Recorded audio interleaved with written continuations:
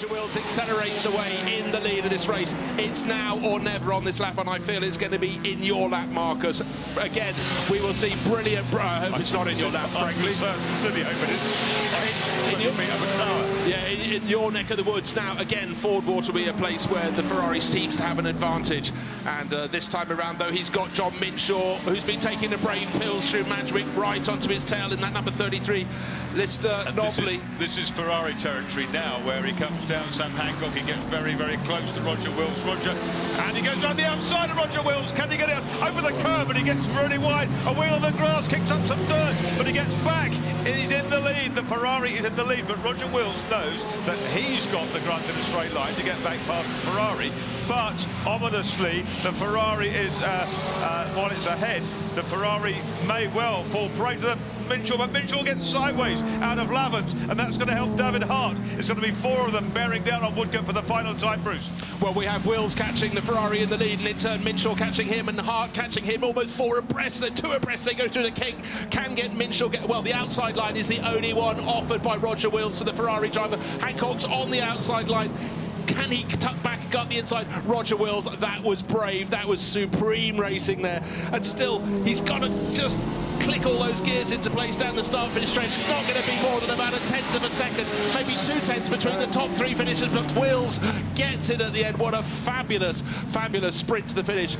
Any one of those top 4 drivers will be smiling their heads off when they get to the end, but it's Roger Wills who will get the garland. Minshaw got second to the final lap, working their way up towards MADGWICK corner, that very difficult rising double apex right-hander as they come out. You can see the lights of the third place car. It's not as quick in a straight line, but it looks of things just dropping back just a little bit. In 4th place still is Blundell, and then it's 5, which is Tom Ingram. But we need to see the leaders really to see how this unfolds on the last lap. Here we go. It's still 77 from 4. Jordan from Shedden. Shedden pops out of the slipstream, has a quick look, but don't want to be leading necessarily onto the Lavant straight. Where do you want to carry your momentum? You want to carry it through Ford Water. That's precisely what Gordon Shedden is doing, but Andrew Jordan is wise beyond his years. He didn't become British Touring Car Champion by leaving the door open. He's not leaving the door open into the first part of St Mary's. Where does he need to be? Exactly where he is, on the right-hand side, but then just casually drift across the track as you can, and that stops the progress of Gordon Shedden. But Shedden, a far better line out of St Mary's. Are they going to touch it and go into the dip? Somehow Jordan got his car back across the track, and just in front of Shedden. Shedden is going to be cursing into his helmet. He's got to look left, he's got to look right, he's got to find a surprise move on Andrew Jordan. This is the final lap. He's trying for a later apex as the leader goes sideways. See if he can carry more speed through the second apex and get faster onto the Lavant straight. He's done that. He's now right up. This is the crucial Which side do you go? Which side do you go? Shedden. And they virtually, did they touch there? It looked like they did. It did look like it, didn't it? And this time much, much earlier, but again on the inside, hugging the position to grab the apex. It's the 77. His Shed's going to pull something out of the bag, under-braking. It's Woodcote corner. Watch out for Soper, he's ready in case anything goes wrong here. What a very, very fine defensive drive from Andrew Jordan. He did everything that was required of him. There are no pieces for Steve Soper to pick up. They might have been offered to him.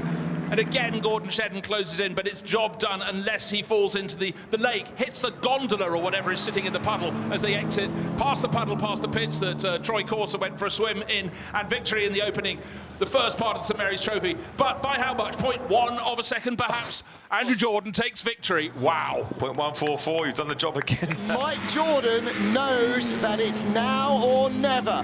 Last lap of the race, 3rd place, Patrick Watts has just set the fastest race lap, 1:36.025. And look at this, the Volvo.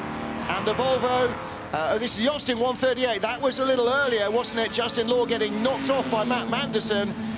Or is that an action replay? No, that's a second incident, because I don't think that's where Justin Law ended up in the first one. However, they are down in 5th and 6th behind Charles Rainsford. Let's take a look. Grant Williams has gone. Mike Jordan. Oh, Grant Williams. Is he coming back to Mike Jordan? Halfway round. There's the tower at St Mary's. And here comes Mike Jordan. He's got to do it on the run to the chicane. He's not going to get him before the Lavant straight, and if he does, Grant will just go straight back. He has got to outthink Grant Williams, play even sharper than he did last time. And Grant knows he's under pressure at the chicane.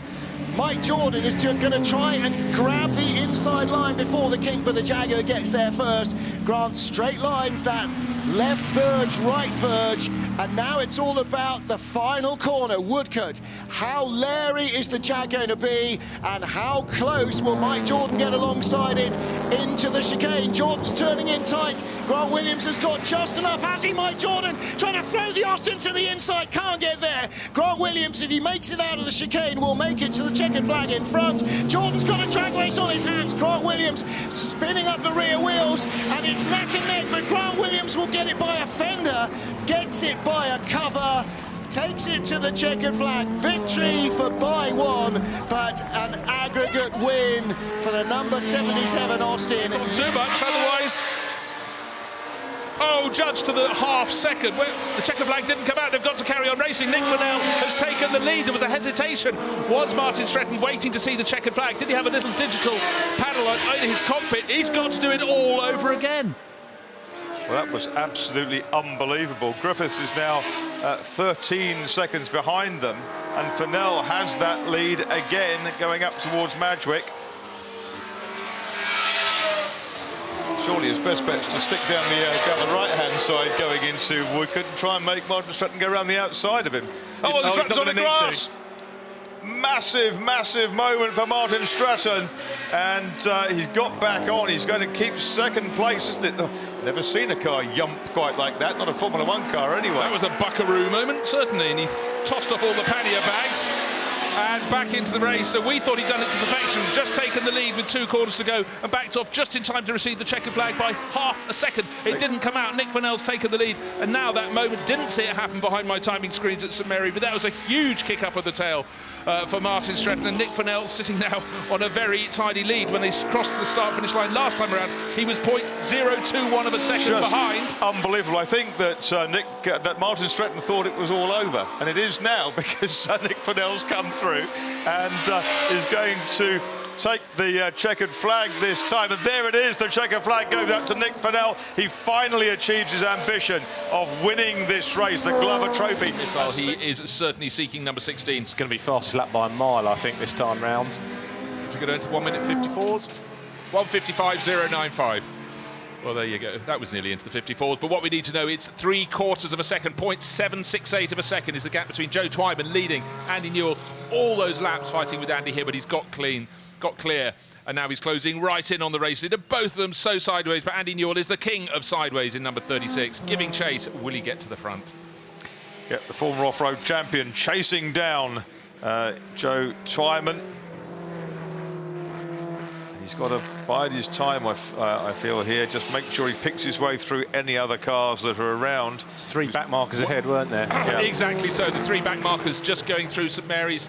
And at the entry to St Mary's, it's probably just half a second. Looks though Joe Twyman is managing to hang on, but a better exit. Oh, too much of a twitch there. Went just slightly towards the edge of the circuit. Andy Newell had to lift very slightly, and that's allowed Joe Twyman to just make good his escape, but he's still got half a lap to go. It's the group of cars ahead. I think is it Black and Malone, people like that in there? I think it may well be. Oh, and now it's one of the Merlins onto the grass. It's Mark Perry, I think, at the back. There's a spun Lotus 23 on the Kubota, inside. I think. Kubota, I think. Yes, number 11. Katsuaki Kubota has another gyration. And here they come then, the leaders. This is the final lap of the MADGWICK race, the MADGWICK Trophy. Down towards Woodcote Corner they go. They're going past, they've got Steve Tillak's BRM Power Brabham ahead of them. They go either side of Steve Tillak and into the braking area. With another car in front of them. Well, you have to feel that Joe Twyman is going to have a very big smile on his face. He should be able to hang on. Is this Lotus in front going to interrupt their pace? Oh, no, there's a collision. And another bang, and it's number 10, that's 10, Stuart Tizard. Stuart Tizard there gets involved in it, but it's going to be Joe Twyman who comes up to take the victory.